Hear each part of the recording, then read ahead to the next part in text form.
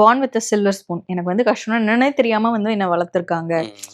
நல்ல ஸ்கூல், நல்ல ஒரு இது எல்லாமே இருந்தும் நான் வந்து அதெல்லாம் ஒழுங்கா பயன்படுத்தல அப்படின்ற ஒரு விஷயம் இருக்கு இல்லையா? எதனால அந்த மாதிரி ஒரு லைஃப் ஸ்டைல், அந்த மைண்ட் செட் எப்படி? இல்லம்மா, அது ரொம்ப செல்லமா வளர்க்குற பசங்களுக்கு நிறைய பேருக்கு இந்த ப்ராப்ளம் இருக்கு. எங்க அப்பா ரொம்ப கஷ்டப்பட்டு வந்தாரு. எங்க தாத்தா ரொம்ப கஷ்டப்பட்டு வந்தாரு. எனக்கு எல்லாமே ஈஸியா கிடைச்சிருச்சு இல்ல.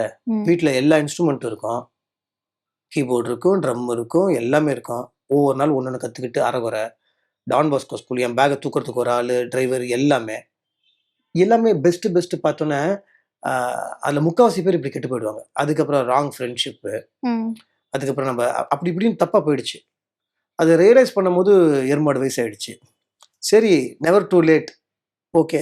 எவ்வளோ நாள் தான் அப்படியே இருக்கிறதுன்னு சொல்லிட்டு, டஃப்பர் ரூட்ல போம்போது தான் வாழ்க்கை என்னன்னு தெரிஞ்சது.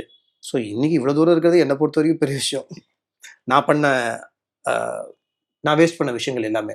எஜுகேஷன் எல்லாமே காலேஜ்ல நான் நினச்சிருந்தா இளையராஜா சார் கிட்ட போய் மெயின் கீபோர்டிஸ்ட்ல சேர்ந்துருக்கலாம். நான் கத்துக்கல. எங்க அப்பா எனக்கு லயோலா காலேஜ்ல சீட் வாங்கி குடுத்து நான் 10த்தே முடிக்கல. எனக்கு ராமச்சந்திரால ஃப்ரீ மெடிக்கல் சீட். நான் நான் அத யூட்டிலைஸ் பண்ணிக்கல. நம்ம எப்போதுமே வாழ்க்கையில அவங்களா வந்துட்டாங்க, இவங்களா வந்துட்டாங்க, அவங்க அப்படி, இவங்க இப்படி, அப்படி கிடையாது. அவங்கலாம் கரெக்ட்டா ஃபோக்கஸ் ஆகி போனாங்க. நான் டான்ஸ் கிளாஸ்ல போயிட்டு இருக்கும்போது தான் சூர்யாவும் நானும் அவரும் 2 பேரும் தான் சூர்யா பிரதரும் நானும் தான் ஒரே ரோல் ஆடுவோம். கடைசி ரோல தான் ஆடுவோம். ஆனா அவர் எப்படி இருந்தாரு, அவர் எப்படி கத்துக்கிட்டாரு, டிட்டர்மினேஷன். விஜய் சார் எப்படி வந்தாரு, டிட்டர்மினேஷன்.